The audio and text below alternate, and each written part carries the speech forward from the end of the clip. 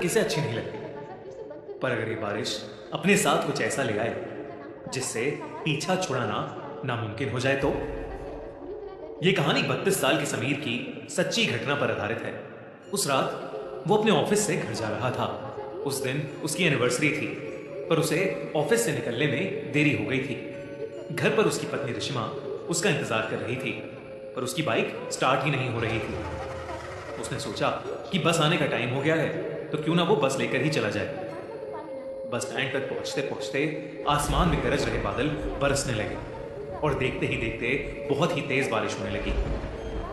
समीर अपना सूटकेस अपने सर पर रखकर बस का इंतजार करने लगा। समीर के कपड़े बुरी तरह भीग रहे थे कि तभी उसके ऊपर बारिश की बूंदें गिरना बंद हो गई। समीर ने अपने साइड में देखा तो एक आदमी अपनी छतरी के आधे हिस्से से समीर को भीगने से बचा रहा था। समीर को यह देखकर बहुत अच्छा लगा और वो उस आदमी को देखकर मुस्कुराने लगा। उस आदमी ने हाथों में ग्लव्स, आंखों पर एक काला चश्मा और सर पर एक काली हैट पहनी हुई थी।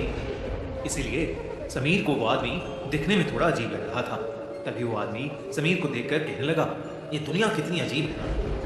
कहीं बारिश है तो कहीं सूखा, कहीं जिंदगी है तो कहीं मौत। समीर के पास इस बात का कोई जवाब नहीं था। उसने बस मुस्कुराकर अपना सर हिला दिया।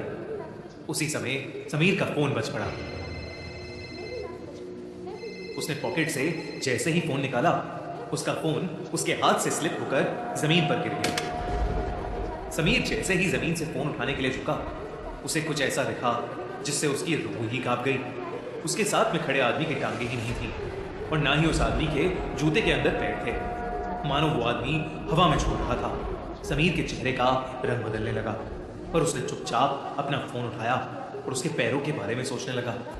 समीर ने उस आदमी से दूर जाने का सोचा, लेकिन जैसे ही उसने अपनी नजरें घुमाई तो उसे दिखा कि अब पूरा बस स्टैंड खाली था। आसपास किसी ऑटो का भी नामो निशान नहीं था। वहां पर अब समीर और उस आदमी के अलावा और कोई भी नहीं था। समीर की हालत अब खराब हो रही थी। देखते ही देखते बारिश और तेज होने लगी। उस तूफान के बीच उस बस स्टैंड पर वही दोनों खड़े थे। समीर को बारिश की वजह से अब कुछ ढंग से दिखाई भी नहीं दे रहा था। उसे कोई बस भी आती हुई दिखाई नहीं दे रही थी।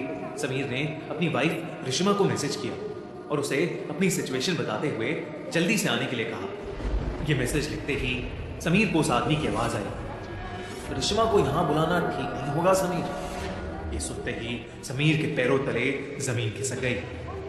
वो उस छतरी के नीचे से निकलकर रोड की दूसरी तरफ भागने लगा। बिना पीछे मुड़े समीर तब तक भागता रहा जब तक उसे वो आदमी दिखना बंद नहीं हो गया। भागते भागते समीर बहुत ज्यादा थक गया था। समीर रोड की साइड पर लगे एक बेंच पर बैठ गया। उसने अपनी तेज चल रही सांसों को नॉर्मल किया, पर तभी एकदम से उसके सर पर पड़ रही बरसात फिर से बंद हो गई। समीर ने सहमी नजर से अपनी साइड में देखा तो उसकी साइड में फिर वही आदमी छतरी लिए बैठा था। ये देखकर समीर की चीख निकल गई और वो तुरंत उस बेंच से उठकर फिर से रोड की तरफ भागा। रोड पर बारिश की वजह से अब धुंध भी आने लगी थी। आसमान में कड़कती बिजली की आवाज समीर की चीखों को दबा रही थी। थोड़ी दूर आकर समीर फिर से रुक गया। वो बार बार पीछे मुड़कर देख रहा था। हाफते हाफते जब उसने सामने देखा तो बहुत जोर से बिजली कड़की और उस बिजली की चमकती रोशनी में उसे वही आदमी रोड के बीचों बीच खड़ा दिखाई दिया। इस बार सिर्फ उसका आधा शरीर हवा में तैर रहा था। वो समीर को देखकर मुस्कुराया और उसने अपना चश्मा उतार दिया। उस आदमी की आंखें पूरी तरह से काली पड़ी थीं और उसमें से खून बह रहा था। तभी समीर को पीछे से एक बस के हॉर्न की आवाज आई। समीर ने पीछे मुड़कर देखा तो पीछे से एक बस आ रही थी। अचानक ही बहुत सारे लोगों की भीड़ भी उस बस की तरफ आने लगी। समीर को अपनी जान बचाने का और कोई रास्ता नहीं दिख रहा था। वो दौड़कर उस बस के पास पहुंचा। जैसे ही वो बस उस स्टैंड पर आई, सभी लोग धक्का मुक्की करके उस बस में घुसने की कोशिश करने लगे। उसी धक्का मुक्की में समीर उस भीड़ के बीच गिर गया। उसके पूरे शरीर पर लोगों के पैर लग रहे थे और समीर कुछ भी नहीं कर पा रहा था।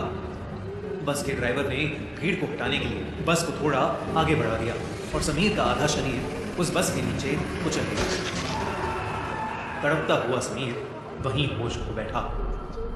तभी रिश्मा ऑटो से समीर की बताई हुई लोकेशन पर पहुंच गई। उसने समीर को रोड के बीच खून से लथपथ पड़ा देखा। उसके आसपास कोई भी नहीं था। रिश्मा समीर को जल्दी से हॉस्पिटल ले गई। समीर की जान तो बच गई, पर समीर ने अपने पैर हमेशा हमेशा के लिए खो दिए थे। वो अब फिर कभी भी चल नहीं सकता था। जब समीर ने अपने साथ हुई घटना बताई तो कोई भी समीर की बताई हुई बातों पर यकीन नहीं कर रहा था।